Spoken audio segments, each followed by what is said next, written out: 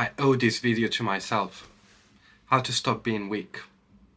Why do I feel bad when I want to dedicate some time to read and I don't? Why do I feel bad when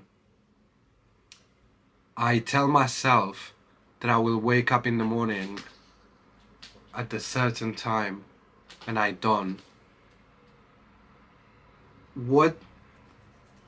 Because obviously there's two minds there, right? I obviously want to get up and get to do the things that I told myself I would do. But then this other force that is dragging me down, is that part of me as well? Coming into terms with the fact that there's two Karams inside of me. And I have a note up there that it says higher self, lower self, and in the middle there's discipline. And I came across this idea from Ryan Holiday that comes from like some old philosophy that we have a higher moral, a higher self that is, I like to think of as the pump in the gym. When I'm at the gym and I'm working out, what I can see when I get all pumped up, that is not me, but that's who I can become. My higher self is not me, but it's the person that my soul, or I know that I can become, or that I aspire to become. Then there's myself, which is, at this moment, I'm battling between the person who I want to become and the person that I want to leave behind, which is my lower self, which is every time I don't keep promises to myself, every time I lie, every time I deceive. And I'm not talking about deceiving someone else or lying to someone else. I'm saying about not keeping promises to yourself, not lying to yourself. Because those little things are what make this relationship between this relationship that you have with yourself, making it stronger or weaker. You are scared of dreaming big. You are scared of wanting the things that deep down you want. Why is that? That is because you have lost respect for yourself. And I can only speak from experience, from my experience and what I see in others. I can see what is going on in people's lives, but I can certainly know what is going on in mine, or what it is that is going on inside my head thinking about these things, because I can be very analytical sometimes. One of the hardest things to come to terms with on how to stop being weak, how to aspire to be your best self, there's a step that is to despise the parts of you that make your lower self. Your rawness, your desires, your laziness, you want to, I want to get rid of all that. I don't want to have weak feelings, right? That's when you get a David Goggins.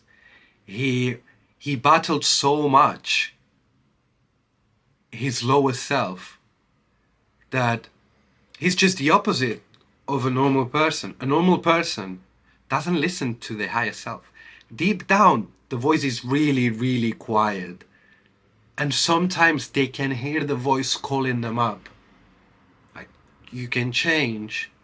You can be better. What David Goggins has flipped that script.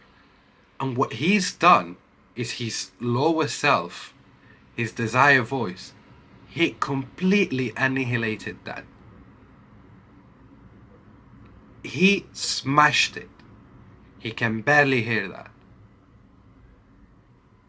So he can only look forward and look about his higher self. Is that healthy? To that level? Probably not. Being the opposite, a normal person, giving away into your desires, denying yourself the true power that you can have, that you actually have, that you can achieve. You can deny that to yourself, just ignore it, and the voice will get quieter and quieter and quieter till you reach a point where you won't recognize yourself. But you won't know what you're looking for either because you've lost that. Then there's a second point, which is a point where I am probably still stuck, which is despising your lower self. And when you fail, when you have setbacks, when you have rough periods, right? To be the hardest on yourself. You are so hard on yourself that you don't know how to react, and that creates a cycle that is not healthy either, and it's not good. And that's what makes most people that attempt to create a change to go with this habit for a week, 2 weeks, 3 weeks, 4 weeks, month, 2, 3, 4, 5 months. When there's a setback, they are so hard with themselves. They don't allow failure or setbacks, missing days from their streak or whatever. That's what I felt. Then there's no point anymore. And if you allow those thoughts to creep in, that's when you go back to your old ways. And then you get into this cycle that gets worse and worse and worse. You don't need to kill your lower self to become your higher self. You need to understand the duality inside of you. And that's what will allow you to really understand when you need a day off. When you need to push more because your higher self is demanding a bit more, knowing that you can.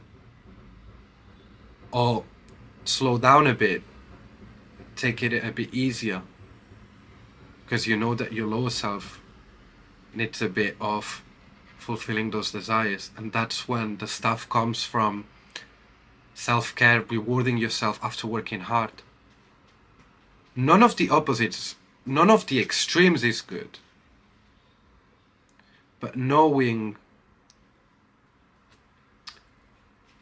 when to go faster and slower is what creates a consistency that then it does change things. Because consistency does not mean doing it every day. It only means showing up. And it does not mean showing up every day. It only means that when you miss a day, you're coming back the next day. Because people mask it as perfectionism, but if you beat yourself up for not being perfect, because say you started meditating and you've done it 6 days in a row, then you miss the 7th day. Now it's not perfect, so what's the point? Doesn't make sense, does it?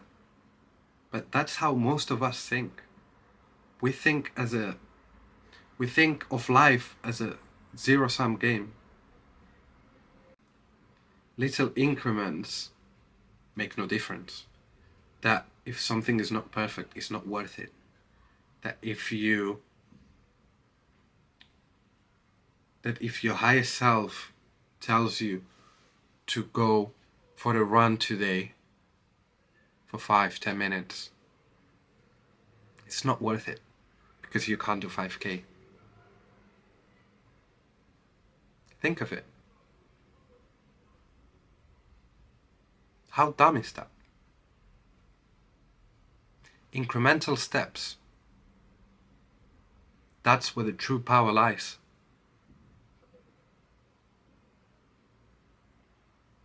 If you can bring yourself to real consistency, which got this analogy from a trainer, right? You are battling with yourself and you bring yourself together to say, all right, I'm going to do push-ups every day. You start today. You do 5 push-ups. The next day, you do 3 push-ups. And you think that it's gotten worse, that what is the point? And you would want to quit. But what if the fact that today you got 3 and that you're coming back tomorrow is what will help you improve? It's the same analogy from Naval. When you realize, when you've been climbing this mountain, then you realize it's not the mountain that you wanted to climb, and you see this other mountain, it is way higher, opposite. But to get there, you have to go all the way down. That's what happens when you retrain in your careers, when you break up in relationships, when you try to make new friends. We think that there is no point, so we would just like carry forward, even knowing that this is not what you're meant to do. Because the funny thing is, deep down, we all have the answers of the questions we're asking. We're just too afraid to listen. And that stayed with me. Because I was going through a path that it wasn't the right path for me, and I knew it. Like, I knew it. And you know what is going on in your life that you want to change, that is not working for you. But are you going to listen to your higher self? Or are you going to keep giving it anesthesia and listening to your lower self just because you're too scared of listening?